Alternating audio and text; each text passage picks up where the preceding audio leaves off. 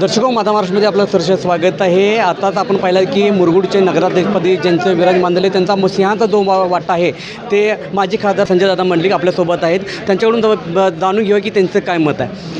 दादा, एकंदरीत या विजयाचं श्रेय आता मुरगुडच्या विजयाचं खऱ्या अर्थानं जर श्रेय द्यायचं असेल तर ते मुरगुडच्या जनतेला, मतदारांना आणि विशेषतः आमच्या सगळ्या स्वाभिमानी कार्यकर्त्यांना, शिवसेना आणि भारतीय जनता पक्षाच्या कार्यकर्त्यांनी अतिशय प्रचारामध्ये रान उठवलं आणि अशक्यप्राय असे वाटणारेसुद्धा माजी नगराध्यक्षांचासुद्धा पराभव केला।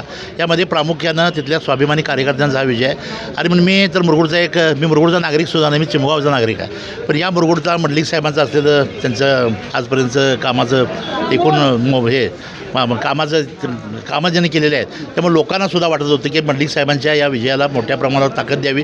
ती ताकद या निमित्तानं लोकांनी दिली, त्याबद्दल मंडलिक साहेबांच्या कार्याचा आजसुद्धा विचार करणाऱ्या सर्व मतदारांसुद्धा मला धन्यवाद द्यायचे। आता पाहायला गेलं तर निकाल हा 16-4 झालेला आहे, काय सांगले? 16-4 जरी झाला असला तरी माझी अपेक्षा 21-0 होती। आमच्या 4 जागा ज्या आम्ही गमावल्या त्याचंसुद्धा आत्मपरीक्षण आम्ही करू। पुढच्या काळामध्ये अखंड मुरगुड, सगळं मुरगुड एकत्र कसं येईल। आता निवडणुका निवडणुका झाल्या, आता राजकीय विद्वेषात आमचे संपलेले आहेत। सगळ्यांनी मिळून एकत्र येऊन पुढचं चांगलं मुरगुड कसं निर्माण होईल यासाठी सगळ्यांचं सहकार्य घेऊन पुढच्या काळामध्ये काम करणार। एकंदरीत पाहिलं साहेब, कागलचा जो निकाल पाहिला जातो तर त्याबद्दल काय? कागलमध्ये खरं म्हटलं तर उभारायला माणसं मिळणार नाहीत अशी परिस्थिती होती, पण स्वाभिमानी कार्यकर्ते तो उभारले आणि स्वाभिमानी मतदारांनी आम्हाला तिथं चांगल्या पद्धतीने मतं दिली। खरं म्हटलं तर अधिकचा वेळ जर आम्हाला मिळाला असता तर चांगलं तगडं पॅनल आम्ही उभा केला असतं। तरीसुद्धा सामान्य कार्यकर्त्यांनी लढाई जी केली ती काही सोपी नाही आणि त्यांचं मी सुद्धा अभिनंदन करतो। कागलच्या मतदारांसुद्धा या निमित्तानं मी अभिनंदन करतो। मुरगुडच्या विकासाबद्दल तुमची काय ध्येय धोरण? मुरगुड हे थोडंसं मधल्या काळामध्ये पेन्शनरांचं गाव वाटत होतं। खरं म्हटलं तर ही कोकणच्या बाजारपेठेची उतारपेठ आहे। इथं बाजार जरी मोठा असला तरी इथं उद्योगधंदे झाले पाहिजेत।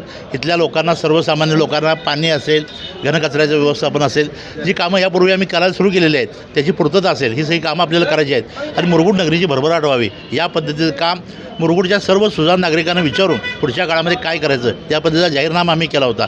पुन्हा एकदा सगळ्यांना विचारून हे नव्या ताकदीचं मुरगुड आम्ही उभा करू। शेवटच्या क्षणी मुश्रीफ साहेबांनी समोरची गाडी एकत्र झाली, त्यानंतर तुम्हाला एकटं पाडलं, काय सांगायचं? नाही, मला जेवढं एकटं पाडतील तेवढा आमचा विजय होईल आणि मग त्यांनी एकटं पाडलं म्हणा आता कुणावर मैत्री करावी ह्याबद्दल मी काही बोलणार नाही।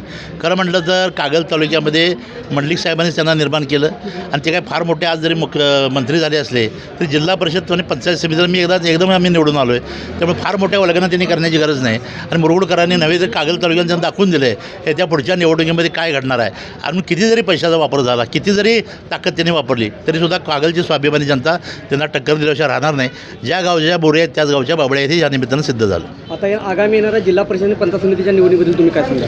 आता आम्ही या निमित्तात, या विजयाच्या निमित्तानं आता तयारी सुरू केलेली आहे। काही दिवसात या निवडणुका जाहीर होतील आणि जाहीर झाल्यानंतर ज्या पद्धतीने जो प्रतिसाद आम्हाला नगरपालिकेमध्ये मिळाला आहे त्याच्याहीपेक्षा मोठा प्रतिसाद या निवडणुकीमध्ये आम्हाला मिळेल।